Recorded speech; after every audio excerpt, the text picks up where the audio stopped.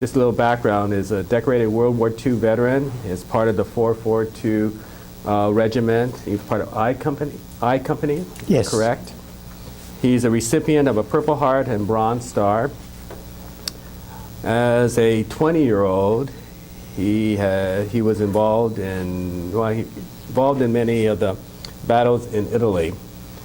And the details of the battle can be found on a CD called Echoes of the Silence that Jim will be very happy to sell to you. And also a book, I think, that's also available also. Everything I do, I give away. Oh, you give away? Yeah. Oh, see, more. That's He gives away for it. So we should donate to this organization? Yes. Is this the giveaway? Yeah. Okay. Jim is a founding member of the 442 Veterans Association of Southern California. He has participated in organizing the Americans of Japanese Ancestry World War II Memorial Alliance, and he has been a consultant and advisor to the Japanese American Living Legacy Organization. So there's a little background on him, so we can go ahead and start. Okay. Can you give me your full name? My parents gave me Junwo, Junwo, Junwo, but my grammar school teacher couldn't handle it. So it kind of changed. They called me Junior for a couple of years, and then all of a sudden it's Jimmy. My third grade teacher gave me Jimmy, and it stuck with me throughout, even in the service. So when you look up and listening, you'll see Junwo. But I think we put a little Jimmy in there just to identify me there. Junwo is rather an unusual name, isn't it? Very unusual. I never heard of it. I don't know the meaning of it. Oh, so you don't know the origins of it at all? No, I sure don't. And I don't think my parents knew the origin of it. They just thought it sounded nice. Well, when you got to pick 11 names, you got to get something that's a little different, I guess. So how many brothers and sisters did you have? There was 11 of us all together. And where are you in the 11? Middle, yeah. The middle? Yeah. Okay. What year were you born? 1924. And where at? I was born in Santa Ana, California. My parents were on the Irvine Ranch. Okay. What were the names of your parents? My mother's name was Nao, and my father's name Tsurukichi. But he was a Ikigami. See, he was not a Yamashita. Since my parents, my grandfather had only one girl, so he took that, what they call Yoshi or something? Yoshi. Yeah. So it's a Yamashita. Okay. Do you know when your parents came to this country? What year, approximately? My grandparents came early 1900s, maybe late 1800s. But my grandfather came up through South America. He was a stowaway on a boat and got into Brazil, I understand, and I don't know who told these stories, but I've heard it over and over again. And he had a friend that he came up through to California, so that's where he settled, yeah. How long was he in Brazil, do you know? Oh, that part I don't have the details on it, so must not been very long. So what prefecture did your grandfather come from then? Kagawa Ken. Kagawa, okay. Yeah. But they lived on an inland sea, they call it Shodoshima. And it's if you look at the map, there's a little small, I understand it's quite a resort area now. Hiroshima is actually the island that they were living on. Yeah. So when your grandfather came to this country, was he married at that time, or did he? No, he was married, I presume, but he once he settled in Irvine, I think he brought the family. I don't know if my father and mother was married at that time or not, but they must have been. So they came to, once grandfather came to Irvine, I think he called the rest of the family. I don't know the details of that. Okay. Yeah. I see. Your brothers and sisters, were your older siblings born in Japan then? No, all my sisters, brothers are all born here. Even my older sister and my brother, although they went back to Japan with the grandparent, when the alien land law came in, it kind of broke up our family. They went back to Japan, but he took back my oldest sister and brother. Sister never came back. My brother came back after he finished high school in Japan, and about that time he got called into the United States service because of enlistment. So he was in the first class of the MIS in Presidio, San Francisco. Okay. So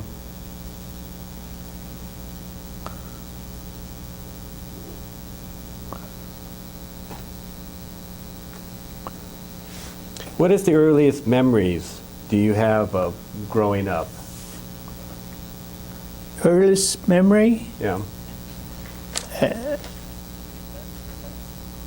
I could recall in when my younger sister was born. I think she was about 5 years younger. I recall because Mom went to San Diego to have her, and we were riding a train. I recall going up and down the coach of the train. That's pretty. And the same family had a boy about my age, and I remember being pinned down by Mr. Yonemoto, being Yaito, because we were bad boys. Yeah. Anybody know what Yaito is? Yeah. No, can you explain that? Well, it's incense, and that's how they punish you. They burn you. I think you 2 days. I think you'd get caught for something there. Child endangerment or something like that. Yeah. So your grandfather and your father, when they were here, in what kind of business? They were doing farming at that time? They were sharecropping with James Irvine, raising beets. They were very successful at it, because I remember they had Studebaker, nice touring cars and stuff like that. And when we left, I'm getting ahead of myself, the Irvine to go back to Nevada, then I remember they brought all those beet wagons, equipment. So they must have done well. They weren't just laborers, I don't believe. You mentioned Nevada. At what point were you in Nevada, or Well, yeah. how did that come about? Here we go. In early 20s, California passed the alien land law. So I don't know, it was directed more at Japanese, I think, because most of the Japanese were farmers. They couldn't lease, sharecrop, buy land. So just about all the families had to unless they got a Caucasian guy, because most of the guys' families didn't have adult ages at that time. A citizen age, it had been 18 or so, 18 or 21, was it 21 at that time? It was probably 21, I Yeah, think. 21. So they couldn't buy the land. There's few of them were able to renege something and get it done. But our family, the grandparents went back to Japan, and there was a promoter from southern Nevada, fertile land in southern Nevada. So I guess parents got conned into it, and about 7 families from Irvine went there, and it was most of the land was pretty raw yet, had the mesquite trees and stuff like that, but the land was very fertile. They were right there, but coming from land that's already prepared for farming, it was pretty hard on the folks, especially with a language barrier. It's about 50 miles north of Las Vegas. At that time, no one knew where Las Vegas was. This was in the 1925. So my parents, plus others, kind of migrated there, or should I say evacuated there.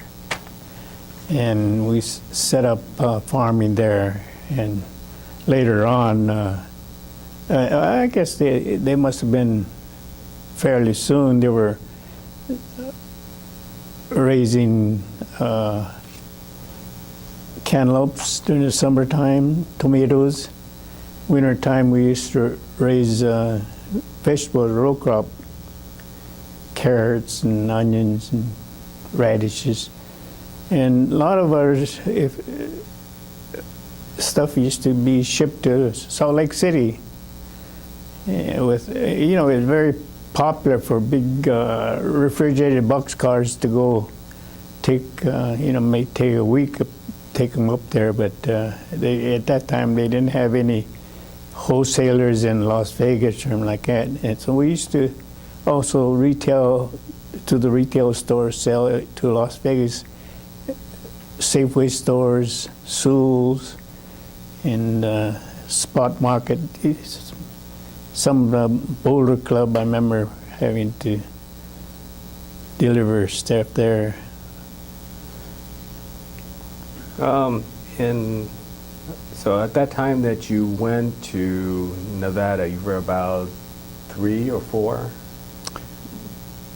I was a year old. It was You were a year old. 1925, yeah. Okay, you're a year old. Yeah, a year old, so Okay. I don't remember too much about Okay. it. It's only hearsay. What is the name of the area that you went to in Nevada? Well, it's Moab Valley, which is 2-3 communities. At that time, there were 4 or 5 communities, but some of them got buried when Lake Mead backed up.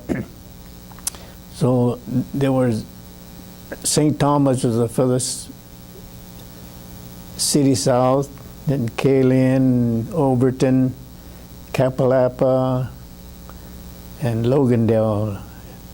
So we were kind of between Logandale and Overton. It's where our ranch was. We had a 60-acre ranch when we first moved there, which we farmed. But I think in the early 30s, we lost that ranch for, I guess, delinquent payment, and then we were able to buy another land, and we farmed that until the folks moved away from it. Yeah. Do you happen to know about how many people lived in the area? Oh, I think I don't think the whole valley had more than 4,000 or 5,000 people. There were mostly farmers, ranchers,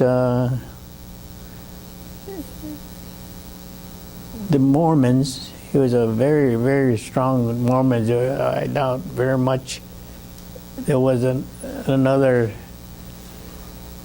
I think there was another church there, but I don't recall. Everybody was a Mormon. If you weren't a Mormon, you weren't part of the valley, really. It was that strong. About, were there more than the 6, 7 Japanese families living there? No, at that time, we were the first Japanese that moved in the valley. And I think when the war started, there were only 2 families living there. Others of one by one came back to California. So if the war didn't start, I think another year or 2, we might have been be able to get back. But you know, when you have that many children, you have roots. It's hard to move back. So I don't think that was in their plans. Can you describe the house that you lived in? Do you have a recollection? How big was it? Well, I think the house that was built was more or less torn down from Irvine and moved over there in flat cars. And Dad was a pretty good carpenter, so he built it. It looked like a big schoolhouse, 1-room schoolhouse, only long. That's what I remember. And then there was a barn. We don't call them garages, they were barns because you had livestock and hay and everything else in there too. So did you and your brothers and sisters have to share a room, or how? Oh yeah. Yeah, I think we all had to do that. Yeah. And what kind of plumbing was there or not there? I don't recall. We had a cistern, well, you know, and there were no plumbing, so you got a outhouse. That's the. Later on, I think there was some. I don't recall a house being plumbed. It's always, you had a cistern. Of course, you had a irrigation ditch came through the ranch, so you'd store water, and and we used that water. Okay. Who were your friends? Do you remember a lot of your friends then? Oh yeah, I could. The Waymars, none of the names that would be found in a Japanese directory. There was the other family that was left there was Ishimoto, and they lived in the far end of town, so we hardly ever got to see them. But they were, I don't know, just a typical rural community. So how was it in dealing with non-Asians? Or was that an issue for you when you were growing up? No, it wasn't an issue. Because of our family was the only Asian family there, it never dawned on me that we don't belong or anything like that, you know. So we mingled and get invited to all the parties, and even to the time we got graduated, you know, we were all part of this class. I don't think that we were ever segregated out or singled out, shall we say. Yeah. Was that because of mainly of the Mormon influence? Well, I think so, and I personally feel that a lot of the hate, not hate, it was created by the press. You know, I think you take any community and you don't have outside influence, I don't think you would have that problem that you had on the West Coast here. Would your mother prepare Japanese food? Oh yeah. Because you were so far away from. Oh, yeah, but we had tofu and stuff like that. You know, you'd have to order it out of Los Angeles. Yeah, we had railroad transportation. What was, in general, in that area there, what do you remember as far as the weather and everything? Weather, it was hot in the summer and real cold in the winter. It's I don't know if you've been to Las Vegas, so you know when you get around November, December, some of that cold wind, you know what cold is. But summertime we raise cantaloupe, so you know cantaloupe come out of Imperial Valley, and we were the crops that followed the Imperial Valley. So it's you got 100+ degree weather that you had to work in. Mm-hmm. Yeah. What kind of chores did you have as a child, as a young person? How kind of what? What kind of chores did you have to do? Stores? Chores. Your chores. Your what do you call it? Things that you were required to do when you were. Oh, chores. Chores, yeah. Chores. Well, chores. Later it becomes duties, you know. Duties. Yeah. What were you required to do? Well, a typical kid on a farm. Of course, we didn't have any dairy chores, but we'd have to get up and make sure that we had the dogs running around, so we had to make sure that they're fed. But as you grow older, when you get into you're part of a farmhand, you know. So when the bus comes home, drops you off, boy, they're waiting for you because you got to do some work out on the farm. So we didn't have any farm hands. We had farm kids, and that was us. Yeah. So basically, you had to do whatever your father told you to do. Oh yeah. Okay. Can you describe, were you a wealthy family or a poor family? Oh, we were poor. Okay. Yeah, and later on we did fair, but you know, I think everybody in the 30s went through hard times, especially the people. I don't know of anybody that really was rich. They were all poor. So we really didn't know what poor was because everybody else was poor. Yeah. Were you pretty popular in school? Well, I don't know what popular is. You know, You were president of your class. Yeah, when I got into high school, I was in president class, and when my senior year, I was a student body president, so of course there weren't that many in the student body, so I couldn't buy them all off. About how many were in your school? Well, there was about, in our graduating class of seniors, I think there was 12 or 13. So you'd do that by 4, and I think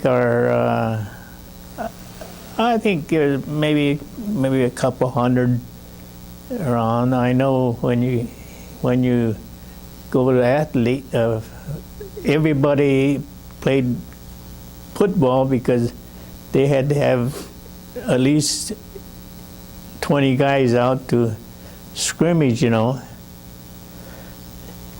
But it was a small rural community. And, the valley, as I stated earlier, there was an adjoining valley, that Virgin Valley, and we were called Moab Valley, where Virgin Valley was pretty much the same deal. There's a couple of communities and range of schools, 2 or 3 schools. We had only one high school. Adjoining valley had another high school, but it was too far away to, other than some game activities, yeah. What kind of, what did you guys do for fun, or what kind of social life did you have? Well, as a teenager? we used to have, in our auditorium, they used to show movies. I remember when when did King Kong come out, the original one? 1933? Yeah, something like that. Yeah, I remember watching it. And of course, we had to have a bus bring us home, and my older sisters and brothers all took off and left me at the bus after watching King Kong for a couple of hours. Boy, that was frightening. Yeah. In your town there, was there any type of other activities that you can do there? Was there a malt shop or something like that? Yeah, there was a soda fountain. Is that what you're referring to? A combination with a drugstore, soda fountain, mercantile store. Did you go to church or anything? No, we, although later on my sisters became Mormon, but at that time we didn't have time for church. Church was a Mormon church. I don't know if you know, they're very, very busy. They have, before you go to school, you have seminaries, and you have to attend an hour of schooling, religious school, and afterward they have activities all along. So no, we just didn't have time for that. So growing up, did you ever have a chance to, did your parents ever take you out of Overton or that area to go to Los Angeles, let's say, or anything like that? Do you remember anything like that? In the younger days, I don't recall going. Later on, because our family had friends still here, so until evacuation came in 43, 42, they were still living around Los Angeles. I don't recall making many trips here. As far as any trips out of the city, it had to do with school activities. We were pretty strong in agriculture training, so we used to have livestock judging. You know, you whether a Hereford or cow, or and then maybe we would have a weed classification. It's that kind of stuff that when you're out in the country that you have to learn, or you not have to learn, you do it because that's a part of the growing up there. Everybody ends up thinking that they're going to be a farmer the rest of life. Yeah. So what kind of, did you have any kind of animals that you were raising? Well, we had workhorses, naturally. At the early part, we didn't have tractors, so we had plow horses. They call them plow horses, you know. And we used to have a cow or two around for our milk, chickens for we used to raise turkey for harvesting. By harvesting, raising turkey for the market. But as far as chicken for eggs and a little chicken fried, other than that, no other. We always have 3 or 4 dogs around, household dogs. Do you have any other memories of your pre-war days? Anything that Oh, pre-war mind? days, sure, you remember growing up with the kids. Usually, we used to have M Day on a mesa. There was an M, and there would be just a kind of a slough day. Everybody goes up and whitewashes M, so that's one of the days that we kind of look forward to, because it take away from our books. Mm-hmm. Did you get into trouble anytime? Always. Any examples that you recall or want to share with us? No, not really. I remember being chased by, I still remember Clara Bean. I'll never forget that name. Jimmy, with a ruler. She was a big lady, chased me around the room. Get up front. So I always be kind of looking for little things to do, I guess. Yeah, this typical boy. Uh-huh. So while you were in high school, were you thinking about becoming something? Like, did you have a career in mind, or were you going to still stay to be a farmer, or what? No, if I had the career in mind, I guess I could have studied a little harder with a college in mind. Not me, yeah. You take ag. Ag is one of the longest class, and you do shop, learn how to weld and stuff, build. So no, I didn't at that time. I wasn't thinking about going to any profession other than just farming.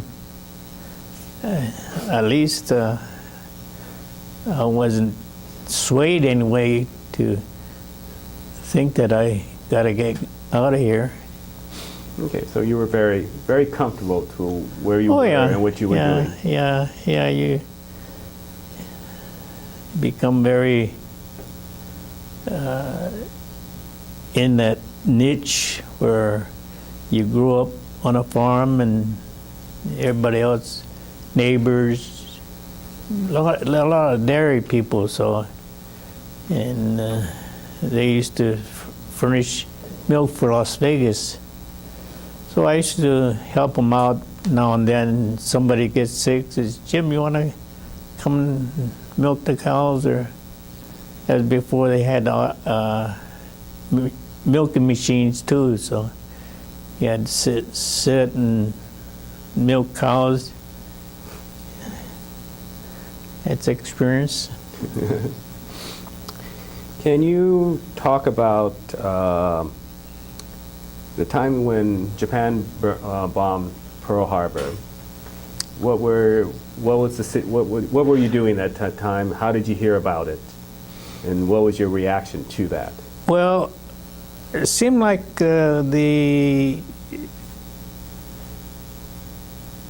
before then, I think in the late 30s, 38 or so, my parents bought a Cerebral radio, and it had, I think it had shortwave in, and they used to be able to hear some of the activities prior to the war. So they sensed that war was coming, not the way it began, but there were a lot of bad bad relation between United States and America. So all along, as a senior, my parents were concerned, I guess, but I don't think that the kids were all that concerned until Pearl Harbor got bombed. I recall that was Sunday, December 7th. Monday, the school called us all into an auditorium. We had an auditorium from like about 6th grade on up, and we all listened to President Roosevelt declare war. And it was, I don't know, I didn't fear too much at that time what's going to happen, but I think that the teachers and your friends, they knew that we were Japanese, so they came and expressed their not their assurance that we were a part of their community and should not be afraid. Yeah, I recall teachers coming up to me and telling me, "Jim, says, don't worry," he says, "we'll look after you." So the community was very supportive. Oh yeah, very much so. So I think it goes back to the thing of hate that's created by the press, and so. And also probably because the majority of the people were Mormons. Yeah, well, I think largely because the Mormons are quite family oriented, and they were far removed from Pearl Harbor, and I don't think they were into world crises. Maybe the adults were that way, but at high school level, we didn't talk too much about it. What was your parents' feelings about the war, as far as what did they feel like when the war broke out? I think there was fear among them. Well, I'm sure all the East Side parents had fear what's going to happen, but I believe that they felt that they're part of America, and we're Americans, and really felt that we're here to stay. I can't feature families saying, "Well, we got to go back to Japan," but none of us, that kind of feeling was expressed anyway. Okay, so the war broke out.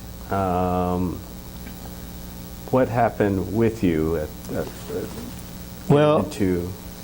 after that? Where did you go to? So you were in high school. You were a senior. I was a senior. Graduated in May of '42. So some of my classmates were already joining up even before being graduated. So naturally, they were looking for me to go because my brother was in the service already in MIS, but because of everybody knows that draft board, the classification was giving us 4C as when the war started, which is an enemy alien classification. We're not eligible to the draft, so I didn't tell my classmates that, but they kept saying, "Hey, Jim, so when you going?" And as I'm going, they'll tell me, "I'm going to the Navy or Air Force or something like that." See, when Japanese, those who were in the service, very few were in, other than the Army. That's the only place they could go. And when I think about a year later, they opened up where we would be eligible for the draft. So they got all these guys that were eligible for draft now are coming in, being drafted, because by then the war was going quite heavily and they needed more bodies. So, did you go and volunteer when it became Well, available? you know, what did you do? a lot of people say we volunteer, but actually your name is on the draft list, so you pretty much say, okay, I'll go, because your name comes up. Unless you're a draft evader, you pretty much had to go. What happened? Okay, once you joined the service, what happened to your family, your parents, and your other siblings in Nevada? In other words, what I'm getting to is, were they rounded up and interred in any of the camps? No, none of the two families that lived there. We had curfew.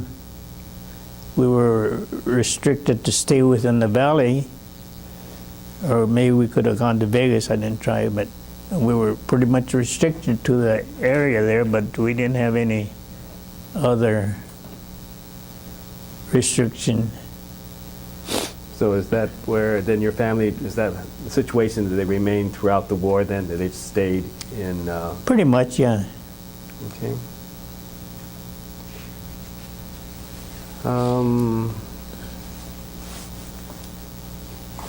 Well, can you, I was going to touch a little bit on the war years, but you've been well documented on that. But maybe you can just give everybody one story about the war years that sticks out to you, that they might be interested in. Well, our training was in Camp Shelby, which is in the southern area, Mississippi, and we spent about a year there. We shipped out early May, because remember on my 20th birthday I was on a Liberty ship going to Italy. We landed in Italy and we had about a month fighting there. Then we went up to northeastern France.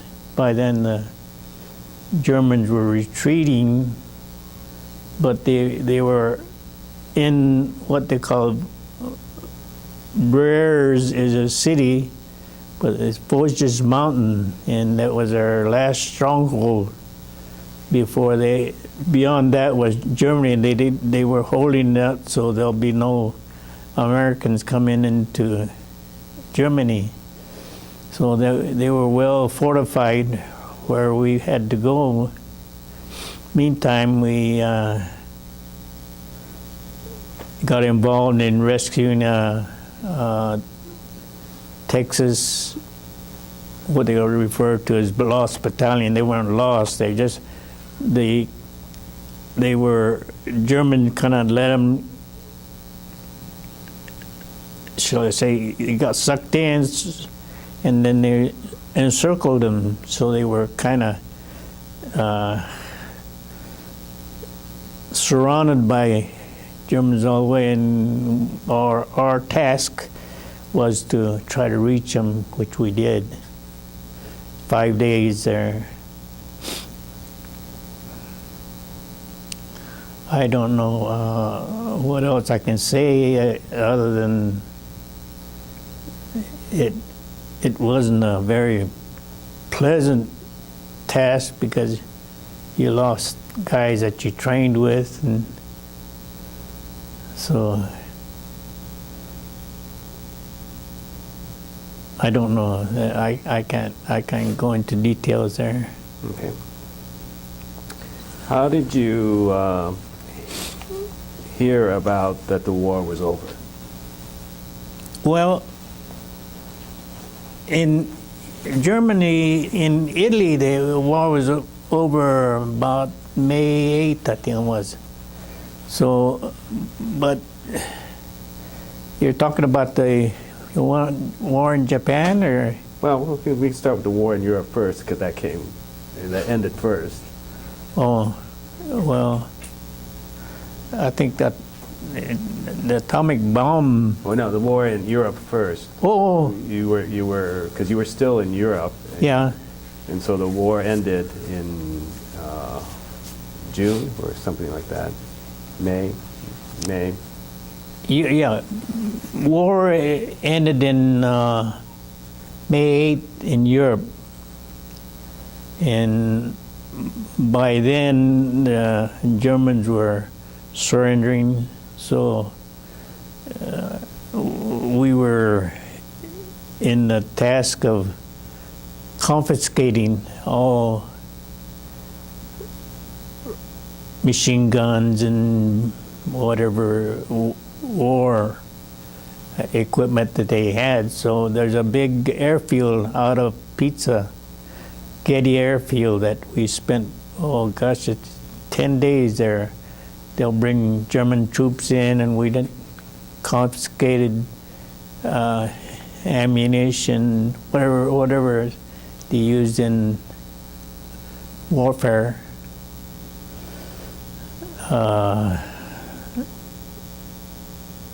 It was quite evident that we weren't going to be going to Japan, so for the most of us, war was over, and they were already not discharging. They call them ZI, a zone of interior, is sending the boys back home. So guys, even from Hawaii, if they left Hawaii, you get so many points. Point system is how they discharge guys. So guys left Hawaii, they're trained in the United States, they get so much points for that, so much a month, every month you serve, I guess. Whereas when we went, the United States was not a part of our foreign soil, so we didn't get extra points. But we get points for, if you get a Purple Heart, you get extra points there. But all the boys got discharged by point system. So were you still in Europe when the war with Japan ended, or were you back in the States? September 45, is that when the war ended? August of. August, yeah. We were still, because I didn't get discharged till January 46, and I recall going, having the option of going to Switzerland for a 5-day pass, or trying to get home. So I forget Switzerland, so I tried to get home. This was November 11th. I remember it's Armistice Day. November 11th to December, end of December, I was either in a staging area trying to catching the next train or plane, or there weren't any plane. There was a troop ship, but we came home on a Liberty ship. Took us 21 days coming back, so I didn't make it for Christmas, which I thought I was going to. Okay, so when you were discharged from the service, where did you go to? Where did you go once you were discharged? I went back to Fort Douglas, Utah. That's where we were inducted, and that was a place of discharge. What did you do afterwards? Where did you go? Did you go back home? Yes, my brothers were in the service. My older, there was an older brother too, so I had to kind of run the farm until he got back, and I spent a couple years after discharge on the ranch.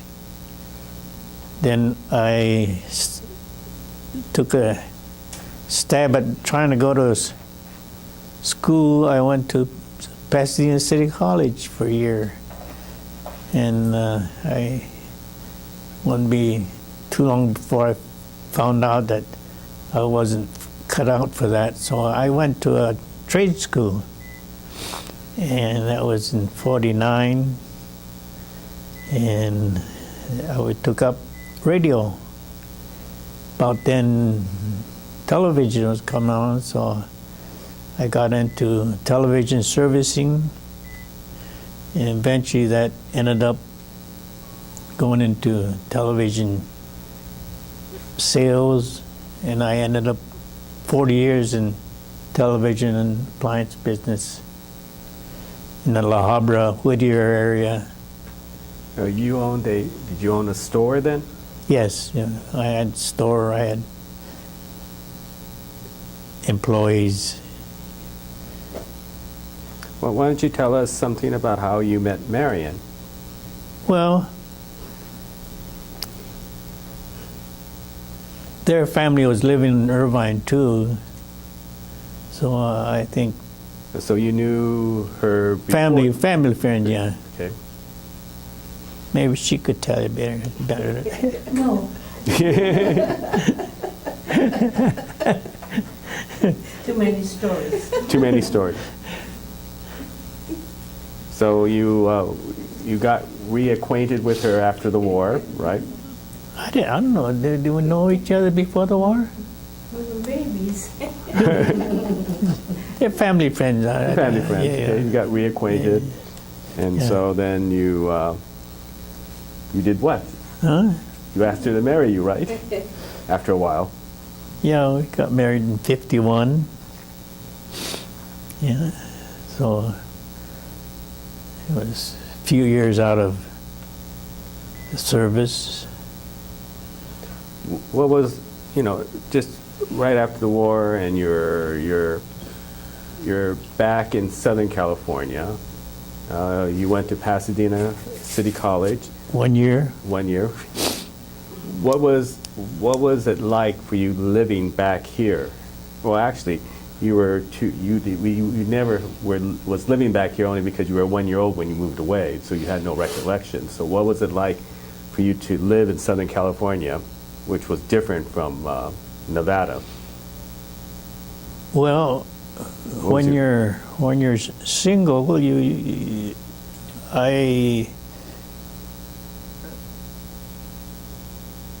I remember going to school, even in Pasadena City College, working at a house as a houseboy and doing errands around the house and getting my room and board that way.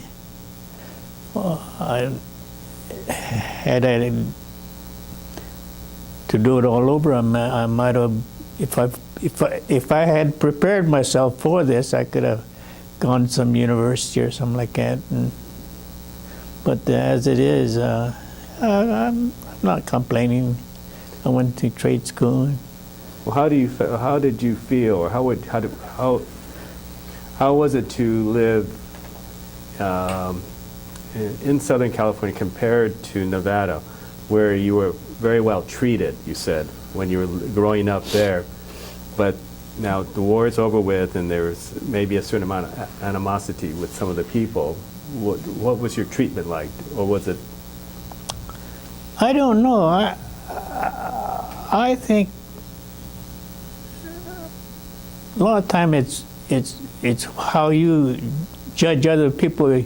You could feel that they were prejudice and treating you bad or something like that. I've never known too many people that bothered me if they were prejudiced against me. I just didn't feel it. Yeah. I don't know. I don't have the right answers, I guess. Oh, no, okay. So actually, so your experiences from your viewpoint was pretty good. Yeah, I had no problem getting around. Yeah.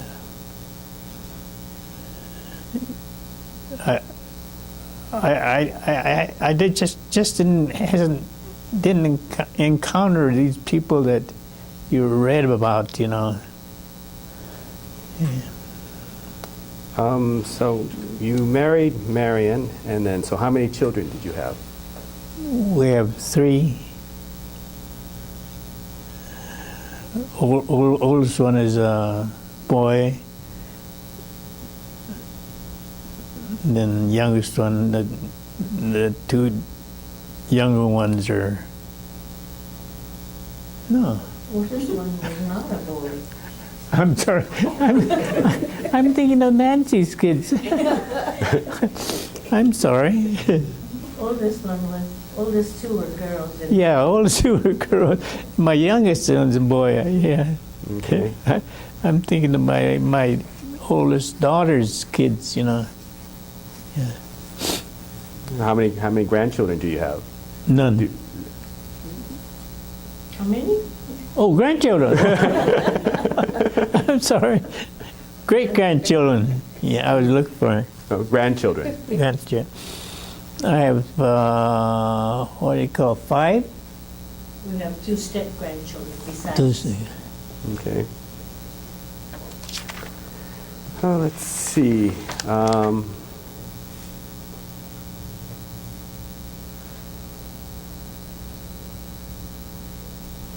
So what were the, you seem to have been very involved in the community and with veterans associations. Is that something that you always felt very strongly about? Well, in Los Angeles, there were a lot of guys that I was in the Army with. So we kind of got together and formed a I-Company club. At the same time, there are other companies, and we all kind of made an association of clubs. It's called Veterans Association. Yeah, it wasn't individual members, it was just an association of veterans clubs. I-Company happened to be one of them, yeah.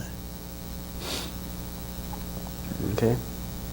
At this point right now, are there any questions that anybody in the audience would like to ask? I have 2 questions. I believe you got a Purple Heart, Yes. and I was wondering why you got it. And Well, let me tell you about Purple Heart. Purple Heart is given to one who dies, one who gets a little scratch like I did. It's a very unfair medal, and when they say, well, the boys had 1,800 Purple Heart. Well, the guy who gave his life, he just gets Purple Heart. But you know, there's all kind of ways of getting Purple Heart. I'm sorry to belittle it, but I don't put too much emphasis on what Purple Heart. For me, it didn't. I don't talk too much about it because if it's just a scratch, I didn't even have to go to the AIDS man who come along and says, "Oh, you got a scratch there." But if the guy next to you dies, he's, you know, you don't feel like you want to talk about the little scratch you got and brag about the Purple Heart you got. It's on the record. Yeah. My second question is that I understand that some Japanese troops liberated concentration camps in Germany. Oh yeah, the 522. Yeah, 522. They were not, they were part of our 442nd Combat Team, but apparently when we got back to Italy, they felt that they could serve elsewhere better, and they were assigned to a group that have to be in the area called Dachau and all those concentration camps, and the Nices were first to reach them. Yeah. Sure. Great. When you were in Nevada and you only had a few other Japanese families besides Yes. yourself, did the Japanese community celebrate any of the Japanese traditional festivals? Oh yeah, or Ramon and- yeah. You mean Shogatsu and Mochitsuki and all? Yeah, we So did you that. get to do that in your Oh yeah, small group? the parents carried on that tradition. Yeah. Anybody? Jim, when you were growing up, did you speak Japanese as well? Did you speak Japanese to your parents? Very little. Skoshi. No, we all the kids spoke English. So, they talked to you in Japanese, but they'd have to throw a little English to make you understand. But I can understand people talking, but they weren't they weren't stringent about using Japanese like I see the Spanish people, at home they use Spanish. No, we all spoke English. Did you ever see your older sister again, the one who went to Japan? We visited her, and she came here. She's been here several times, but we visited her. But she married a principal of a school, and the whole family was all school teachers.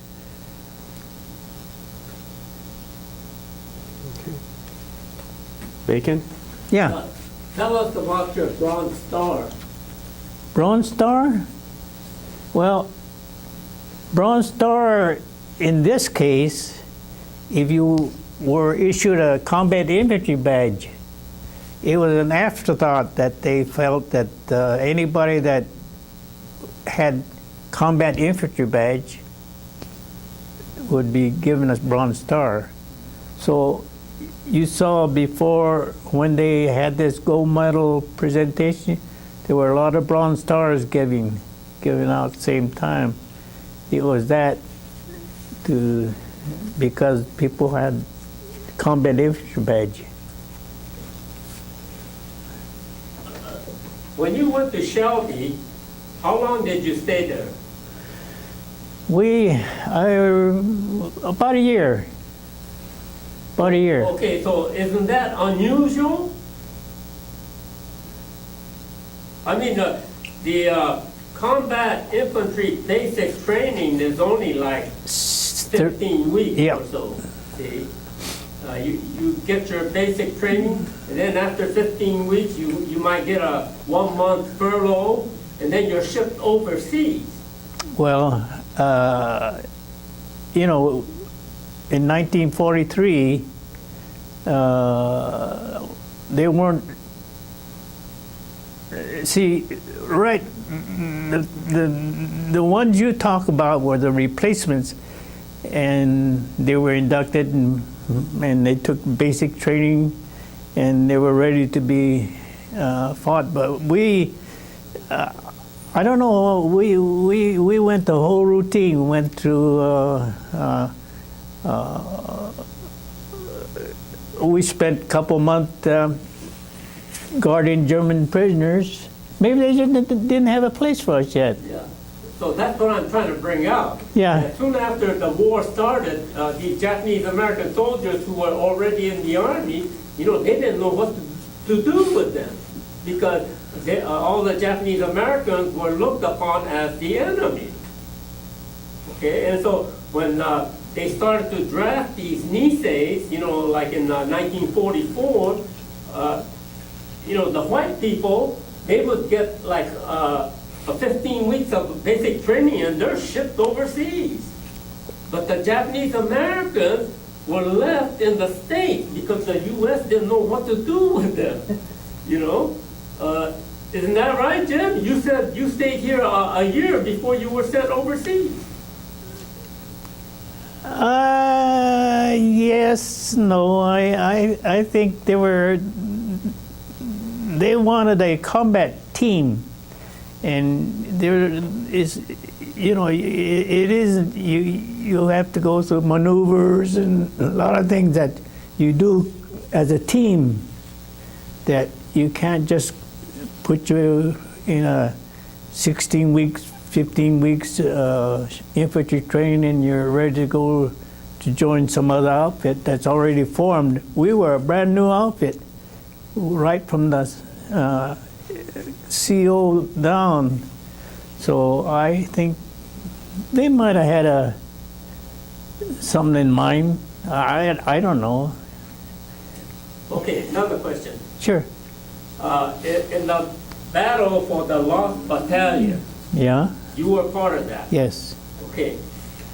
Wasn't General Dahlquist sort of too severe in using the Niseis to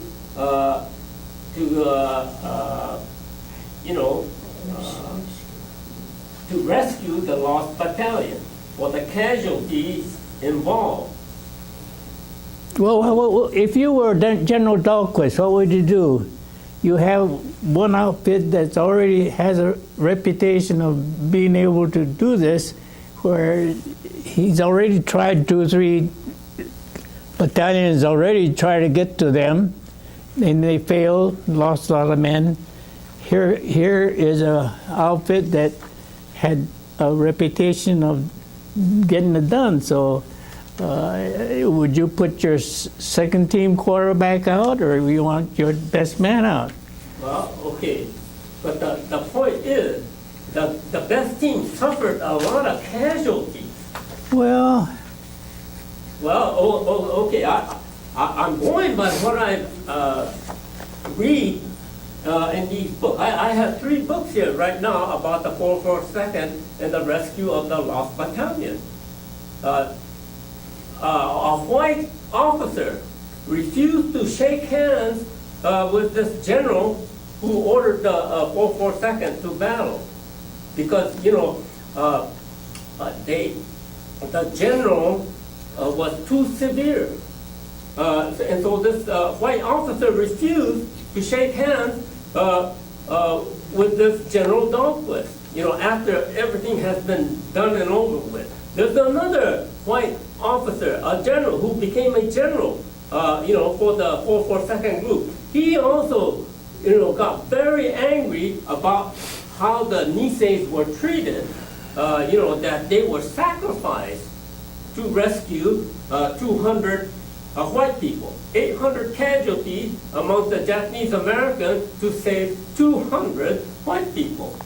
See, and so in these books, the general is highly criticized for doing that. Well, and so, what is your feeling about that? well, number one, when you say casualty, you have to qualify this. There were only 54 guys that died in the 5 days of rescue days, and it's not the 800. It's 800. The whole month of October now, there were only 639 wounded. See, the people that write these books, they glorify it, and it's not true. So if you're going to get the CD, you have the names that these guys that died in the 5 days, and that's, when you talk about casualty, you want to also talk about my getting a shrapnel wound here, but there's a lot of casualty because the weather was bad, and you couldn't. If you can't make the front line, you're a casualty. Doesn't mean that you died. So when you say, oh, they lost, 442nd lost 800 men, the casualty includes dead, wounded, sick, whatever. But the way the writers write it, as if there was 800 men dying in the 5 days. Can you imagine? That's all we could have done is take care of the dead if the 800 guys. I'm not too keen on having the guys exploited as fodder, cannon fodder. I don't think it was that way. It's written in the books, and unfortunately, even in the people that talk about it, and just like you say, oh, they lost 800 guys to save 216. Well, I don't know. I think it had been 5 guys saved. I think 10 guys died. It's still part of war, Okay. Yeah, I mainly is it's overstated without qualifying what a casualty is, I think. Yeah. Yeah. Why did you, forgive me, I forget the name. Why did you start the Alliance? I think it's the Americans of Japanese Ancestry Veterans Alliance. Yeah. Why did you start that? Well, mainly in opposition to the monument that they were putting up. They want to spend $4 million and trying to. What does it have? It's pretty and has names, but we felt when we spend any money, we want to memorialize those who lost their lives, and for them to just commingle the guys who died along with the guys who lived. It was against our principle. So we formed this Memorial Alliance, and anybody that felt that way. So we have a memorial court on San Pedro Street that the 1,200 guys, not only those who died in World War II, but also those who died in Vietnam, your buddies in Korea.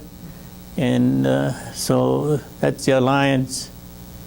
And it first, the Vietnam was first to put up their memorial, then the Korean, the Vietnam, there were 119 Vietnam boys, it's honored, then 246 of the Korean War died, then our 800, so, well, Bacon's been part of that memorial court, yeah. So that's what you're asking, why there was go for broke And why Memorial Alliance? Well, that's our story.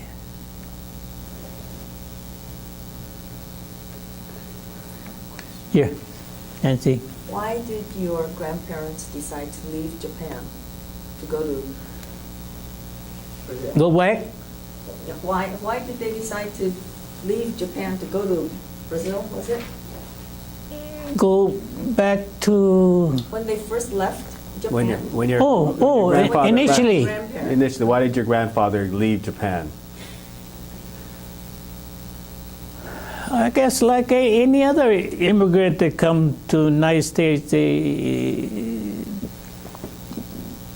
things were not too better themselves, I presume. Why did your grandparents come to? Same reason? No, I don't know. You don't I know? don't know. Yeah, I think. Yeah, just it's about better every roots. They came here thinking that America is a better place, and they came there. And Well, the economic situation in Japan wasn't very good during that period of time, and also, yeah, if you are not the oldest in your family, your prospects of owning land is nil. So, is there any other questions? Perhaps this is a good segue into, I think we have some CDs here. Is that right? Jim, do a pitch here for the silence. what I have here is a CD-ROM that has all of the details of the 442nd, those who were killed. We have profiles on the guys who were killed, and the latest Congressional Medal of Honor, I have a DVD on it, so I have 11 copies here. If anybody